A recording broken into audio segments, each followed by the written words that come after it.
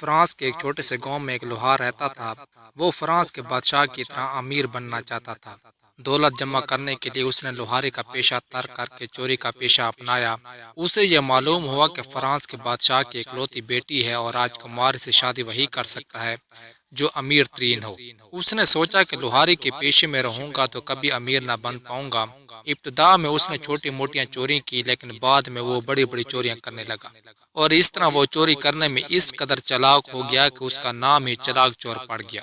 اس نے اس بات کا بھی پتہ لگا لیا تھا کہ بادشاہ کا خزانہ کہاں رکھا ہے۔ حیرت کی بات یہ ہے کہ اس نے آدھا خزانہ صاف بھی کر دیا تھا۔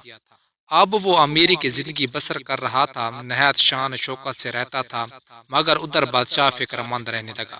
اس نے ایک دن اپنے مشیروں سے چور کو پکڑنے کے بارے میں مشورہ کیا۔ مشیروں نے بادشاہ کو 3 ترکیبیں بتائیں اور کہا ان میں سے ایک نہ ایک ترکیب کے ذریعے چور ضرور پکڑا جائے گا۔ پہلی ترکیب کے مطابق بادشاہ نے محل میں ناچ گانے کی محفل منعقد کروائی۔ تمام شہریوں کو دعوت دی گئی، ان میں سے چلاک چور بھی تھا۔ اسے بڑا تعجب ہوا، وہ بادشاہ کو کنجوس اور بخیل سمجھتا تھا۔ اسے یہ دیکھ کر اور زیادہ حیرت ہوئی کہ فرش پر ادھر ادھر سونے کے سکے بکھرے ہوئے ہیں۔ اس نے جوتے کے نیچے ایک مقناطیسی شے لگائی اور وہ ان سکوں پر ناچنے لگا۔ اس طرح ایک ایک کر کے تمام سکے اس کے جوتے سے چپک گئے۔ کسی کو اس بھیڑ میں معلوم بھی نہ ہو سکا کہ سکے کہاں غائب ہو گئے۔ بادشاہ اپنے مشیروں پر بے حد غصہ ہوا، مگر انہوں نے سمجھایا کہ دوسری ترکیب میں چور ضرور پکڑا جائے گا۔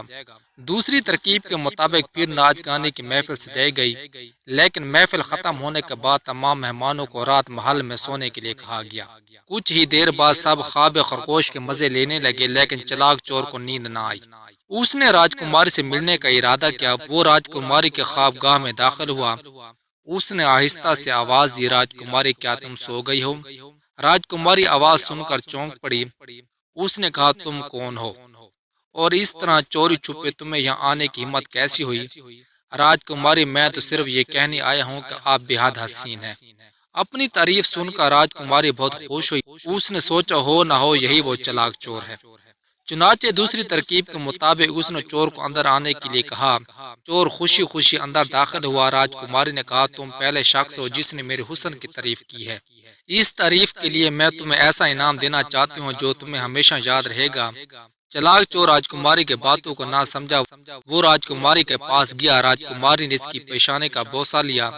بوسہ لیتے وقت اس نے ایک مخصوص رنگ سے ایک نشان بنا دیا اور کہا یہی تمہارا انعام ہے۔ بوسہ لینے کے بعد راجکماری نے کہا اس سے پہلے کہ کوئی شخص تمہیں یہاں دیکھ لے تم فوراً یہاں سے چلے جاؤ۔ چلاک چور جلدی سے وہاں سے رخصت ہو گیا۔ وہ یہی سمجھے ہوا تھا کہ راجکماری نے اسے پیار کا بوسہ دیا ہے۔ اسے معلوم نہ تھا کہ پیشانے پر مخصوص رنگ کا ایک نشان بنا دیا گیا ہے۔ چور کو نیند نہ آئی، تمام لوگوں کو اٹھنے سے پہلے ہی وہ اٹھ گیا۔ جب اس نے آئینے میں اپنی صورت دیکھی تو اسے اپنی پیشانے پر کسی رنگ کا نشان نظر آیا۔ وہ راجکماری کی چالاکی سمجھ گیا۔ اس کے بعد وہ پھر آہستہ سے راجکماری کے کمرے میں داخل ہوا۔ وہاں اس نے دیکھا کہ میز پر نیلے رنگ کا ڈبہ رکھا ہوا ہے۔ اس نے خاموشی سے اس رنگ کے ڈبے کو اٹھا لیا اور وہاں سے آنے کے بعد راج محل میں جتنے مہمان گہری نیند سو رہے تھے ان کی پیشانی پر ویسا ہی نشان بنا دیا۔ صبح ہوئی تو بادشاہ اور راجکماری بہت خوش تھے کہ آج چور ضرور پکڑا جائے گا۔ محل کے تمام دروازے بند کر دیے گئے تھے تاکہ کوئی یہاں سے بھاگنے نہ پائے۔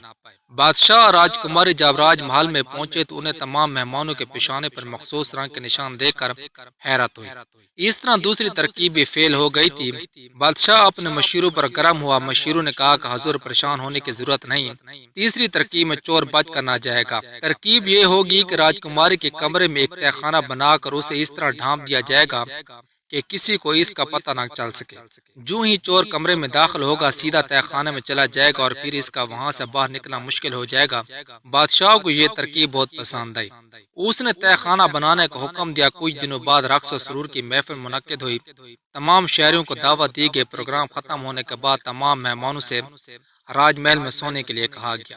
سب سو گئے تھے لیکن چلاک چور کو نیند نہ آئی۔ وہ پھر راجکماری کے کمرے میں داخل ہوا۔ داخل ہوتے وہ تہہ خانے میں گر پڑا۔ اس نے باہر نکلنے کی بہت کوشش کی لیکن کامیاب نہ ہوئی۔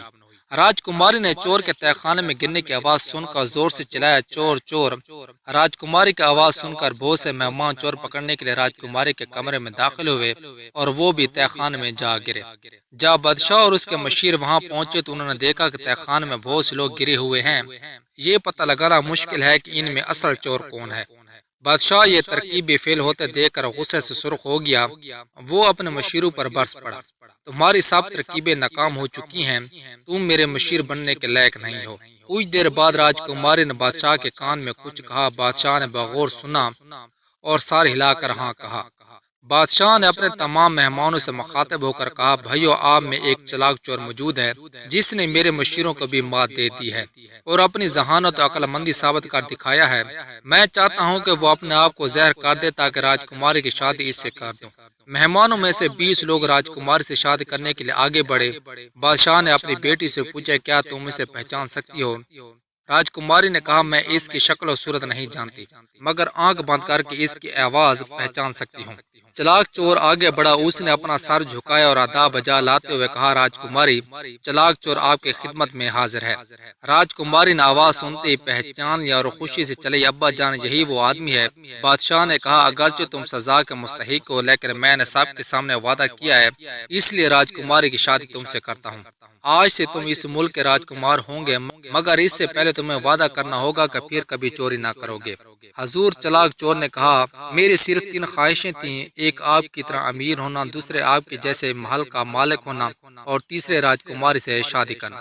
آج میری تینوں خواہشیں پوری ہو چکی ہیں، اس لیے آئندہ چوری نہیں کروں گا۔ اس کے بعد چلاک چور نے جو دولت چرائی تھی وہ بادشاہ کو لوٹا دی اور پھر کبھی چوری نہیں کی۔